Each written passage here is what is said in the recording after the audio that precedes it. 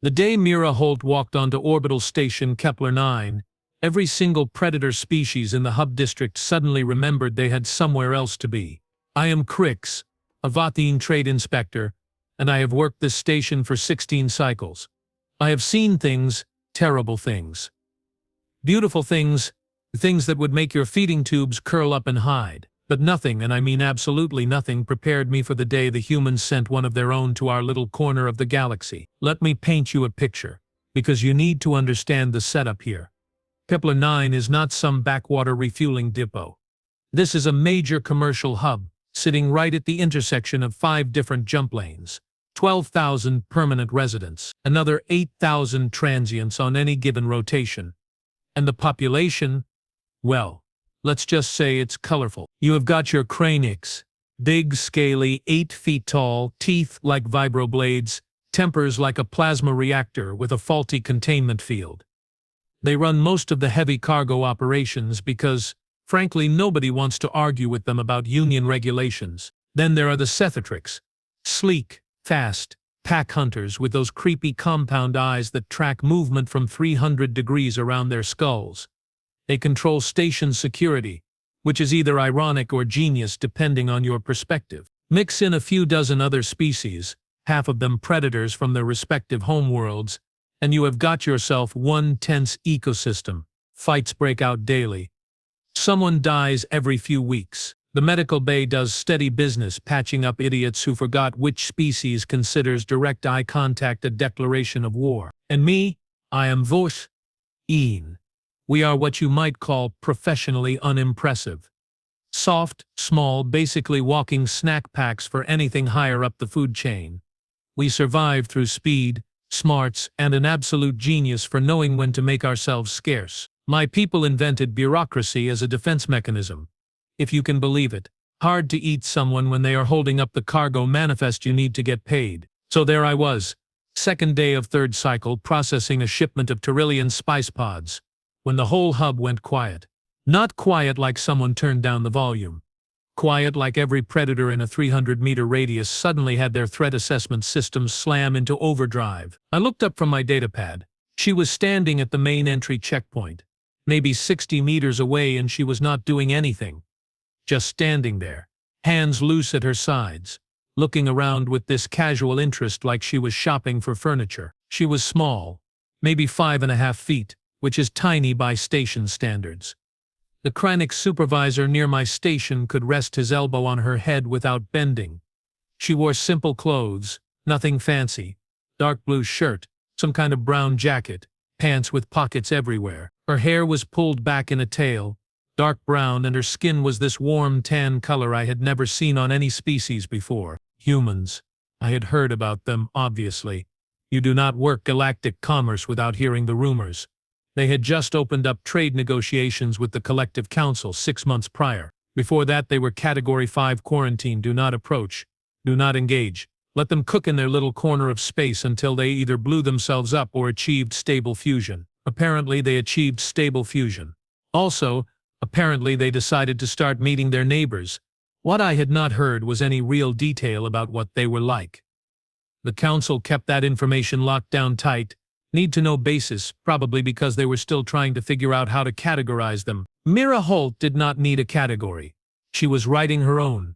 The Qrix supervisor, a guy named Thorvik, who once bit through a titanium support beam during a bar fight, took 3 very slow steps backward. His crest flattened. His secondary eyelids flicked down, the ones they use when they are trying to protect their eyes from something dangerous. A Sethatrix patrol officer, female, lean and mean, actually diverted her patrol route mid-step to avoid crossing within 10 meters of the human. And here is the thing that made my stomach clench and my survival instincts start screaming. The prey species were reacting to. There was a Vathine merchant near the checkpoint, selling data chips. He went absolutely still, frozen like something had just walked past that could see movement. His eye stalks retracted halfway into his skull. A pair of Philic, these little rabbitish things with fantastic hearing, both turned to look at the human and their ears pinned flat back against their heads. Then they left. Just abandoned their cargo hauler and walked away fast. Prey species do not react that way to predators. We run, sure.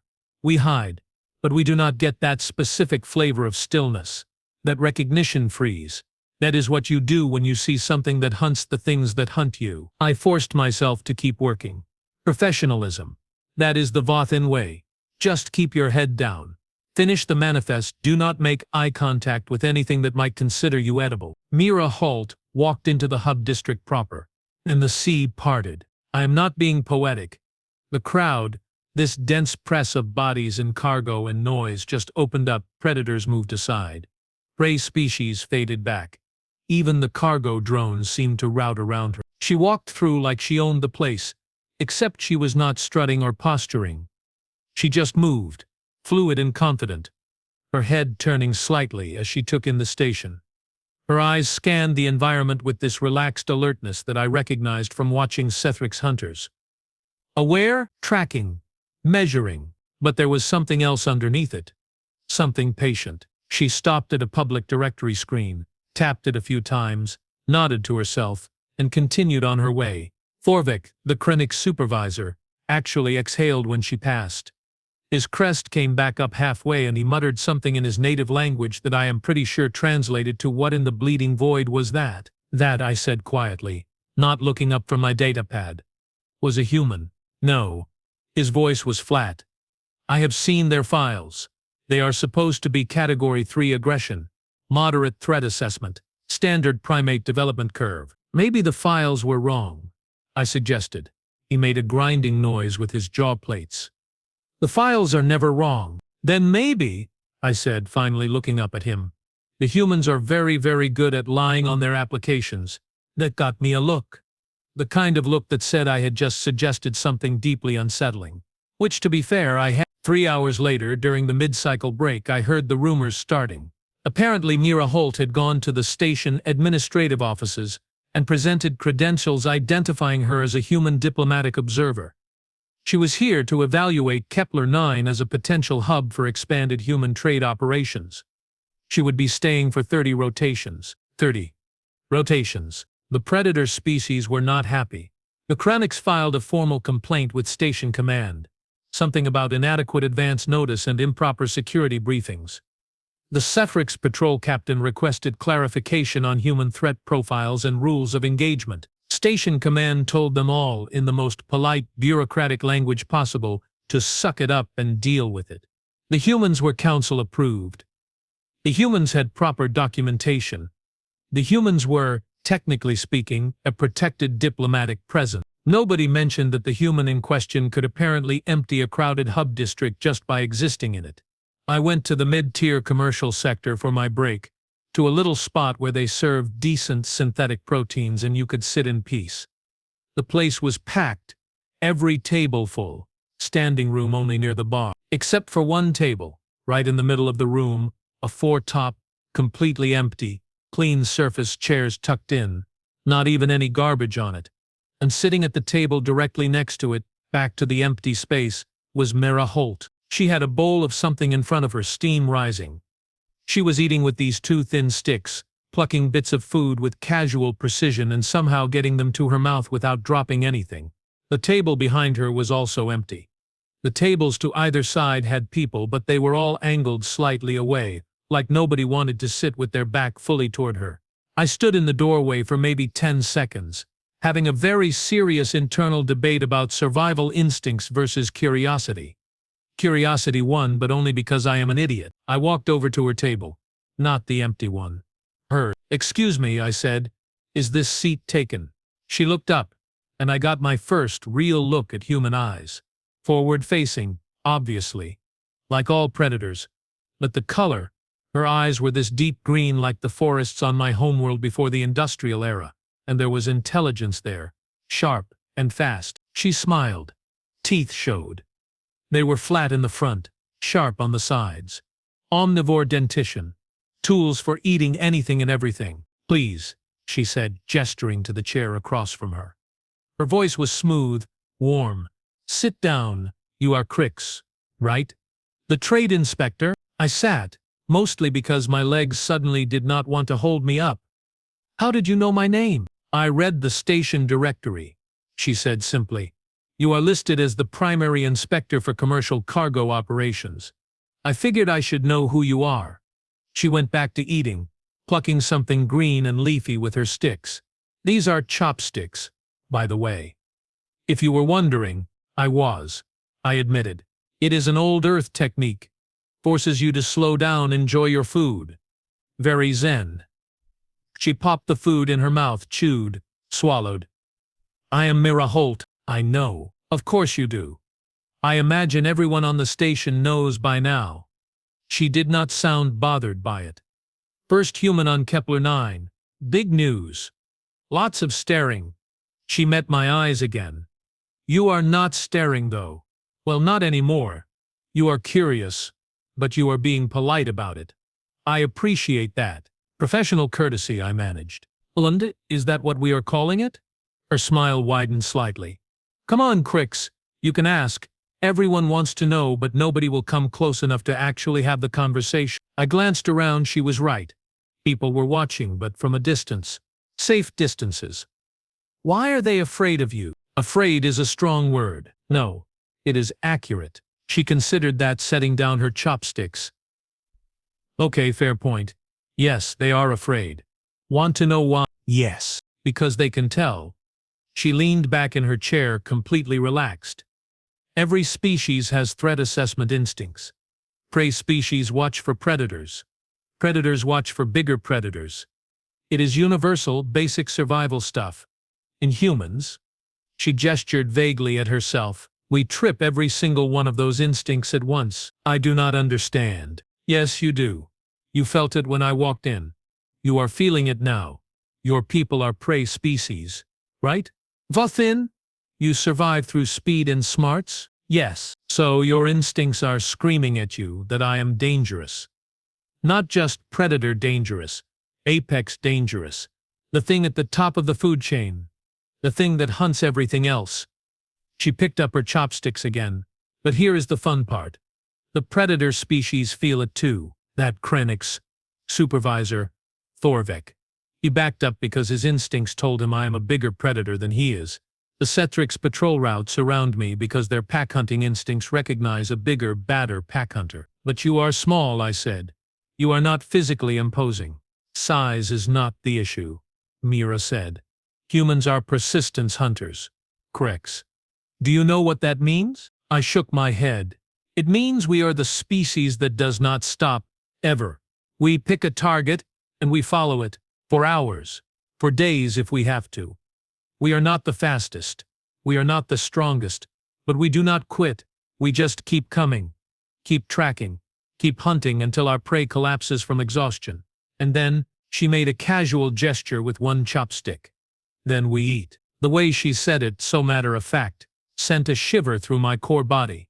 "Every species in this station," she continued, "has instincts that recognize that pattern. The predators know we hunt them.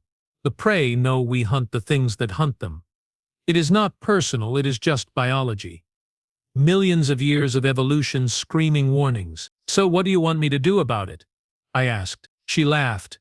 Actually laughed. This genuine sound of amusement. "Nothing. Absolutely nothing. I just want to do my job, evaluate the station and file my report. But I figured it would be easier if at least one person on this rock was willing to have a normal conversation with me." She pointed a chopstick at me. "So, thanks for that. Takes guts to walk over here." "Or stupidity," I muttered. Same thing sometimes." She went back to eating. "Tell me about the cargo operations. What species do most of the shipping?" And just like that, we were having a normal conversation. She asked questions. I answered them. She asked follow-ups that showed she actually understood commercial logistics. 30 minutes passed. Then an hour. My food arrived. I ate it.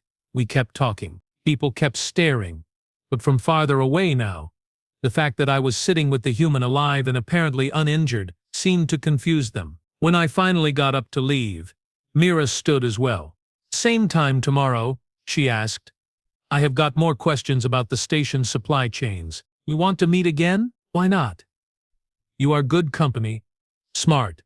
Plus, you did not try to file a formal complaint about my existence, which puts you ahead of about 40% of the station. I hesitated, then made a decision that would either be brilliant or catastrophically stupid. Sure. Same table? Same table, she agreed. I left the cafe very aware that every single person in the room was now staring at me with expressions ranging from shock to concern to something that looked like morbid curiosity. Forvac cornered me at my station an hour later. "What were you thinking?" he demanded. "I was thinking," I said calmly, "that she seemed like she wanted to talk. So I talked. She is dangerous, maybe, but she is also polite, well-informed and interested in learning about station operations, which, if you think about it, is exactly what a diplomatic observer should be." His crest flared. "You are playing with fire." "No," I said. "I am doing my job. My job involves interacting with traders, shippers, and officials from dozens of species. Now it involves interacting with a human.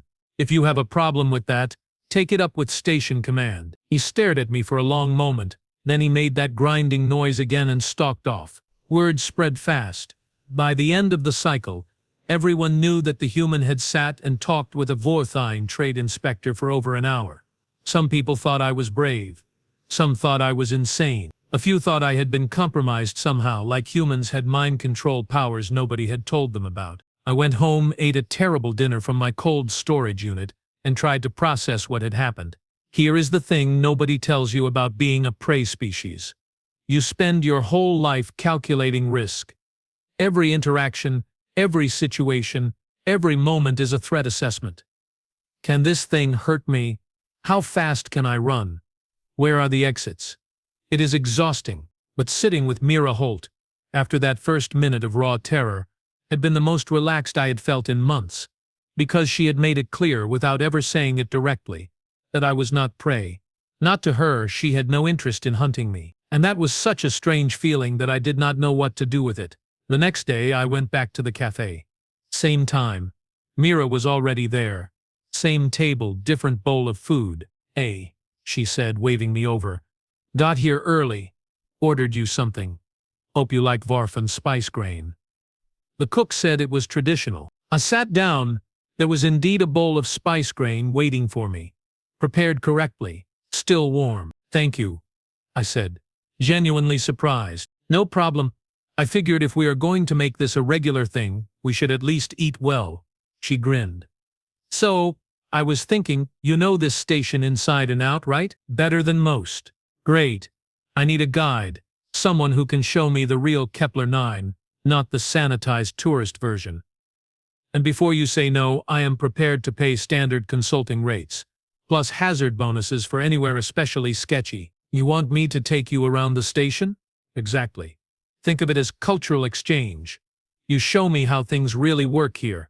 I try not to terrify everyone we pass." She tilted her head. "Deal." I should have said no. Every instinct I had screamed at me to say no. But instead I heard myself say deal. Her smile was pure satisfaction. "Excellent. We start tomorrow, third cycle, main hub district. Wear comfortable shoes." "Why do I need comfortable shoes?" "Because, Qrix, we are going to walk this entire station. Every level, every district. I want to see it all." And that is how I became the official guide for the first human on Kepler-9, which sounds impressive until you realize it also made me the primary target for every predator species that wanted to complain about her presence, every prey species that wanted me to somehow fix their fear, and every station administrator who needed someone to blame when things inevitably went sideways, which they did. Frequently, because Mira Holt was not just a human, she was, as I would learn over the following days, a problem solver. An investigator. Someone who looked at situations, identified the issues, and then fixed them with terrifying efficiency. And every predator on the station was about to learn exactly what it meant when a human decided to solve problems in your territory. But that comes later. Right then, sitting in that cafe, eating spice grain and discussing cargo manifests with an apex predator wearing a friendly smile, I just thought I had made a new friend. I was right about that part. At least, the other stuff. The panic. The fights, the complete restructuring of station social dynamics. Yeah, I did not see any of that coming. Nobody did. The third cycle arrived way too fast for my comfort. I met Mira at the main hub district entry point, and she showed up wearing practical boots, the same brown jacket, and carrying a small pack slung over one shoulder. "Morning," she said cheerfully. "Ready for the grand tour?" "Define ready," I muttered. She laughed. "Come on. It will be fun. I promise not to start any incidents." That promise lasted exactly 47 minutes. We started in the upper commercial district where the nicer shops operated. Clean floors, good lighting, merchandise displayed in actual cases instead of cargo containers. This was where the wealthy traders and station administrators did their shopping. Mira walked through it like she was cataloging everything. She asked questions. Lots of questions. Why was that shop empty? How did the vendors get their import licenses? What were the typical profit margins? Were there any disputes over territory? I answered what I could, and she absorbed information like a sponge. Then we hit the mid-level markets, where things got interesting. The mid-level is where most of the station population actually shops. Less fancy, more crowded. Vendors hawking goods from open stalls. Food, tech, clothing, medical supplies. Everything you need and several things you definitely do not. We were passing through the textile section when I heard shouting. Two vendors were going at it, a Qrix and a Qrix, arguing over stall boundaries. Apparently the Qrix had moved his display racks forward by about half a meter, encroaching on the Qrix territory. The Qrix wanted the racks moved back. The Qrix was refusing. Standard market dispute. Happens 3 times a week. Usually someone from station security shows up, measures the space, makes a ruling, and everyone goes back to hating each other quietly. Except this time, the Qrix was getting aggressive. Crest fully extended, claws out, making threat displays. The Qrix was hissing, backing into a defensive crouch, his pack members starting to circle around. This was about 30 seconds from turning into a bloodbath. Mira stopped walking. She stood there, hands in her jacket pockets, watching. "Should we go around?" I suggested quietly. "No," she said. "Give it a second." The Qrix lunged forward, not quite attacking but getting close.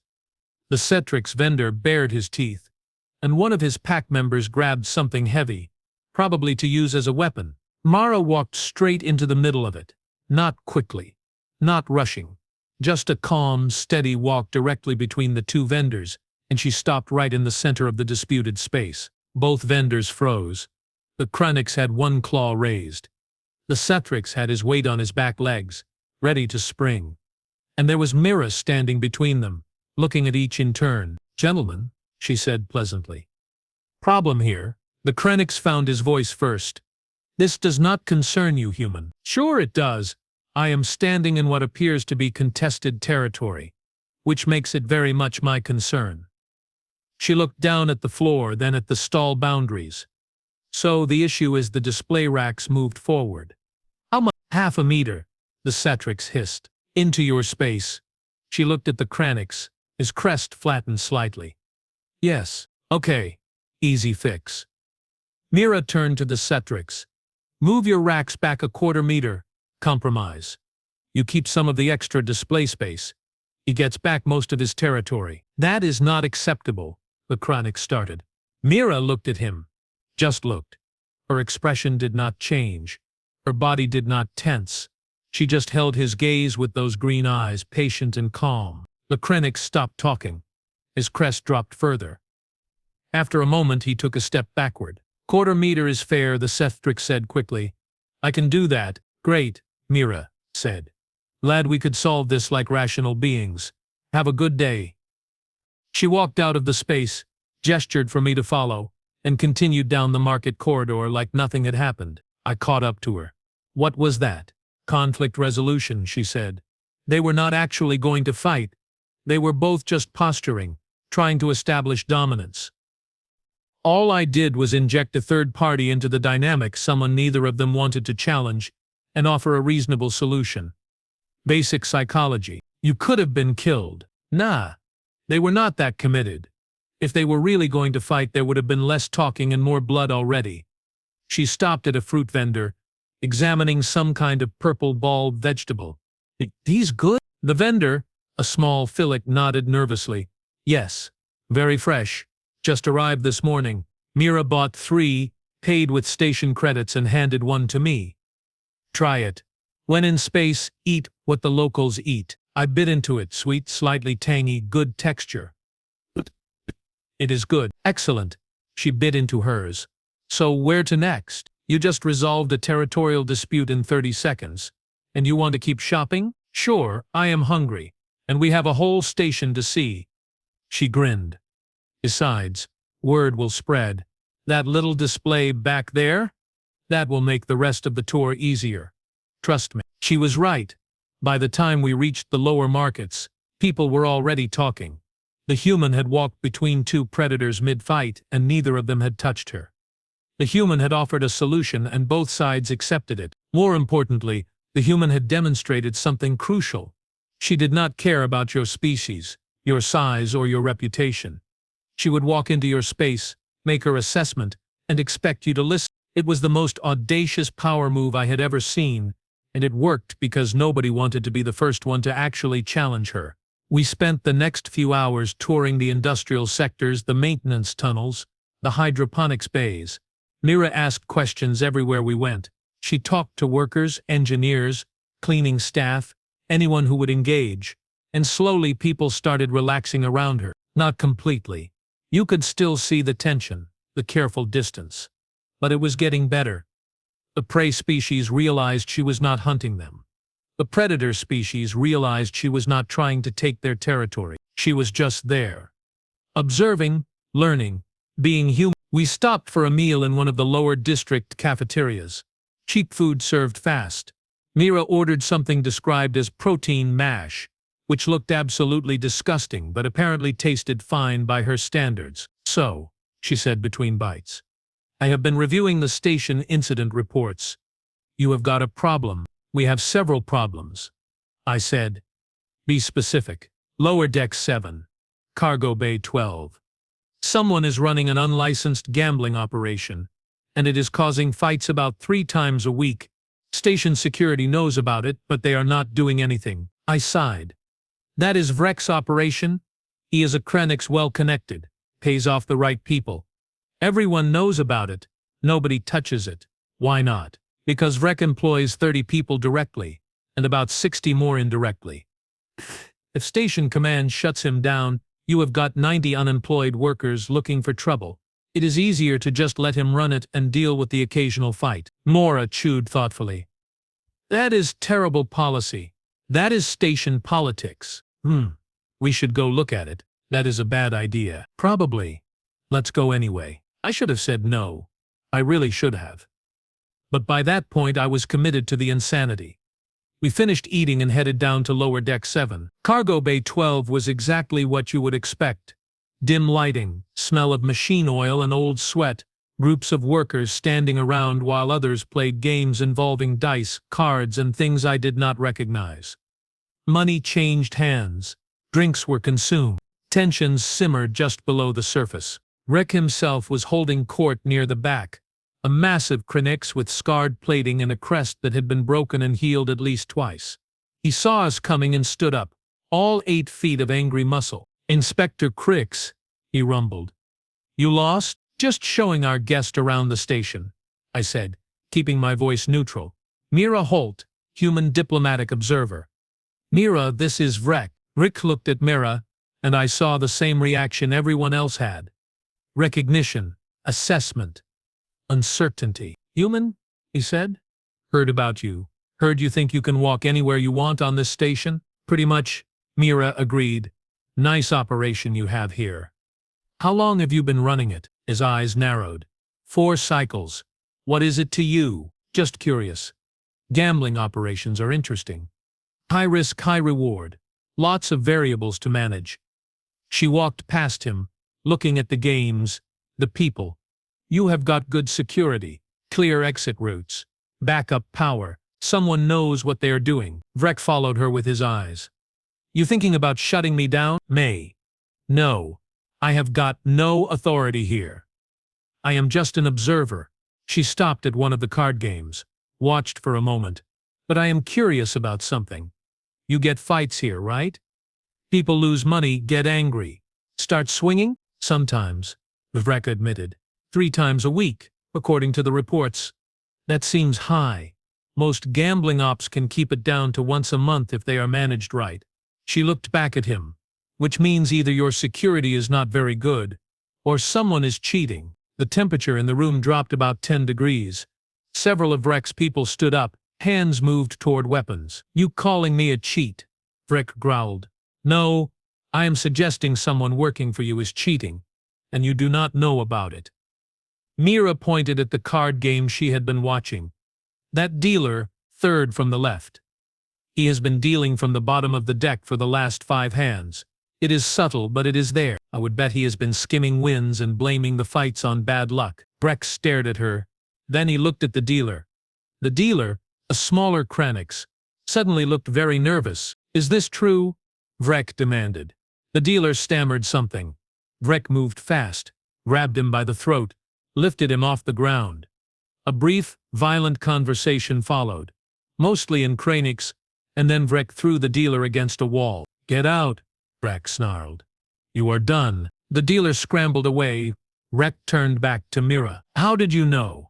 I watched his hands. Humans are good at pattern recognition. We notice things. She shrugged. You probably would have caught him eventually, but it might have cost you more fights, more attention from station security. Better to fix it now. Vrek studied her for a long moment. Then incredibly he laughed. This deep, booming sound that echoed off the metal walls. You got spine, human. I respect that. He gestured to his operation. You ever want to play, you are welcome here. First game is free. I will keep that in mind, Mira said. Thanks for the hospitality. We left behind us. I could hear Vrek reorganizing his security, probably checking every other dealer he employed. That was insane, I said when we were clear. That was effective, Mira corrected. Vrek now knows I am not trying to shut him down. I just helped him fix a problem, and I did it publicly so everyone saw.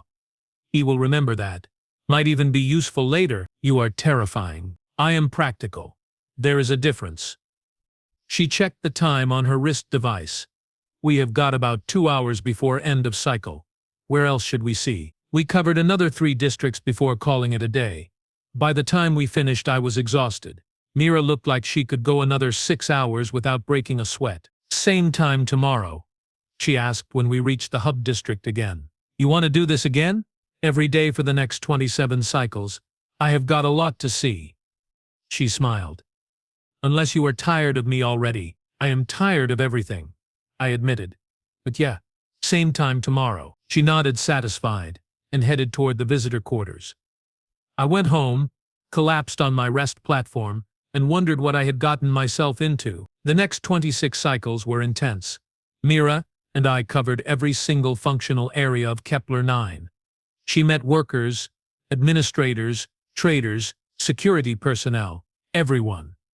She asked questions, offered suggestions, and occasionally solved problems nobody asked her to solve. Station fights dropped by 40%. Turns out having an apex predator wander through every district made people think twice before starting trouble. If the humans saw you fighting, she might decide to get involved. And nobody wanted that. Trade disputes got resolved faster. Mira started offering mediation services completely unofficially, and people accepted because her solutions were usually fair and nobody wanted to argue with her. Even the predator species started relaxing. Mira made it clear through her actions that she was not there to challenge anyone. She was not trying to establish dominance.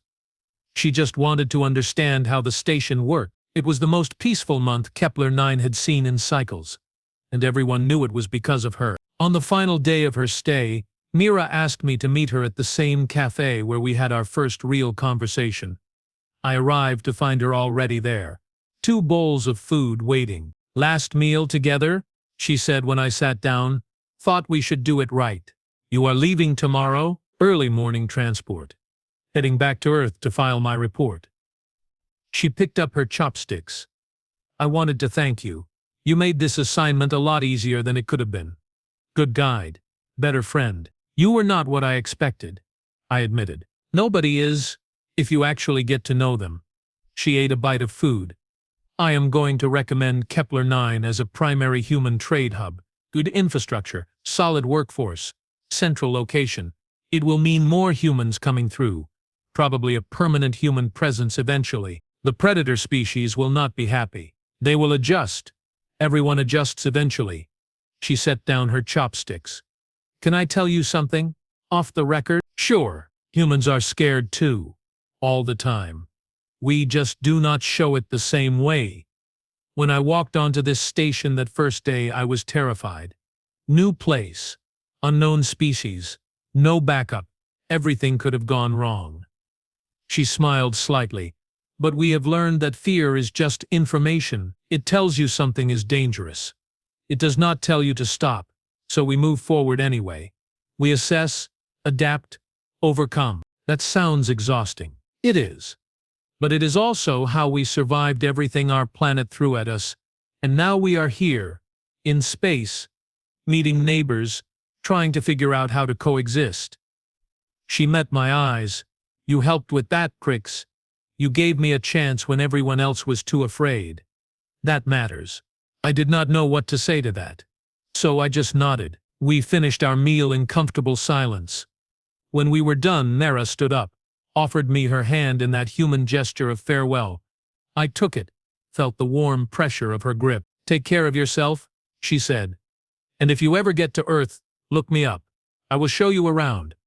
We have got some pretty amazing places. I will keep that in mind. She left. I sat there for a while, finishing my drink, thinking about everything that had happened. The station felt different now, quieter, more settled, like something fundamental had shifted in the social dynamics. Predators and prey were not friends, but they were coexisting more peacefully. People were solving problems instead of just fighting about them. 1 human, 30 cycles. Complete restructuring of station culture. I went back to work the next day. The hub district was busy. Normal traffic, normal noise, but there were differences. Small things. A Qrix and a Qrix, vendor working out a boundary dispute with actual conversation instead of threats. A prey species walking past a group of predators without immediately fleeing. Station security dealing with a drunk worker using de-escalation instead of violence. Forvac found me during mid-cycle break. The human left this morning, he said. I know. Things have been quiet since she arrived. I noticed. He was silent for a moment. Then he said, I was wrong. About her. About humans in general. She was not here to take territory. She was here to learn. Mostly, I agreed. But I think she was also here to teach. She showed us that we did not have to be afraid all the time. We could actually work together if we tried. That is a dangerous lesson, maybe. But it is a useful one. I looked at him. More humans are coming. Mira recommended this station as a trade hub. Are you going to file another complaint? Forvac made that grinding noise with his jaw plates. Then, surprisingly, he laughed. No, no more complaints. If the rest of them are anything like her, we will manage. They probably are, I said. Just with different names and faces. Terrifying thought. But he said it with something that might have been respect. 3 months later, the first human trading vessel arrived at Kepler-9. 5 crew members, led by a captain named Vera Okonkwo, and they were there to establish permanent commercial operations. Station Command assigned me as their primary liaison. I guess spending a month with Mira had made me the station expert on humans. Captain Okonkwo was different from Mira. Taller, darker skin, more formal in her manner. But she had the same patient confidence, the same willingness to walk into any situation and deal with it directly. And every predator on the station made space for her crew, just like they did for Mira. The prey species watched but did not run. They had learned humans were apex predators. Yes. But they were not hunting. They were trading, building, coexisting. 6 months after that, the human presence on Kepler-9 had grown to 20 permanent residents. A year later, 50. They integrated into station life, opened businesses, took jobs, became part of the community. And the funny thing? After the initial adjustment period, nobody really noticed them anymore. They were just another species on the station. Dangerous. Sure. Apex of apex. Absolutely. But also fair, reasonable, and surprisingly easy to work with if you treated them with respect. I ran into Mira again about 2 years after her initial visit. She came through on a different assignment, and we met at the same cafe, same table. Place has changed, she said, looking around. More human influence in the design. I like it. Your report made this happen, I said. You know that, right? I helped. But this… She gestured at the bustling cafe, the mixed species crowds moving peacefully through the space. This is what happens when people decide to work together instead of just surviving. You did this, Qrix. You and everyone else on this station who chose to give us a chance. I just did not run away when you sat down at my table. Sometimes that is enough. She smiled. Sometimes all it takes is one person willing to have a conversation. We talked for hours, catching up, sharing stories. When it was time for her to leave, she gave me a small package. What is this? I asked. Open it later, she said. Consider it a thank you gift. I opened it that night. Inside was a book, actual paper pages bound together. A rarity in the age of digital everything. The title was written in human script, but there was a translation chip attached. The Guide to Human Behavior for Non-Humans. Written by Mira Holt, with special thanks to Qrix, the first friend I made in space. I read it cover to cover. It was good, clear, informative, occasionally funny. She had captured the essential truth about humans. They were dangerous. Yes, but they were also curious, adaptable, and surprisingly kind if you met them halfway. Apex predators. But also potential allies. It just depended on how you approached them. I kept that book on my desk at work. Other species would see it, ask about it, sometimes borrow it. It made the rounds on Kepler-9, and probably helped smooth things over when new humans arrived. 5 years later, I retired from trade inspection. Too old, too tired, ready for something quieter. Station Command threw me a retirement party. And to my surprise, 30 humans showed up, including Mira, who had somehow rearranged her schedule to be there. You started something, she told me at the party.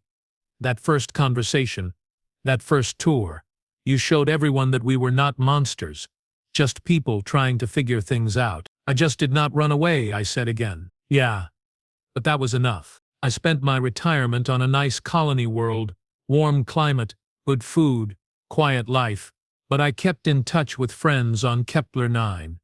The human population there eventually hit 200. They opened schools, medical facilities, cultural centers, and every single predator species on that station had learned to make space for them. Not out of fear, though that was always there underneath, but out of respect, recognition, understanding, because humans were apex predators. But they were also neighbors, trading partners, friends. You just had to be willing to sit down and have a conversation, to look past the terror and see the person underneath. I did that. Once. On a random day cycle when a human walked into a cafe and nobody else would approach her. And it changed everything. Not just for me. Not just for Kepler-9. But for how two species learned to coexist in a galaxy that was bigger and stranger than any of us imagined. All because one apex predator decided to be patient, and one prey species decided to be brave. Sometimes that is all it takes.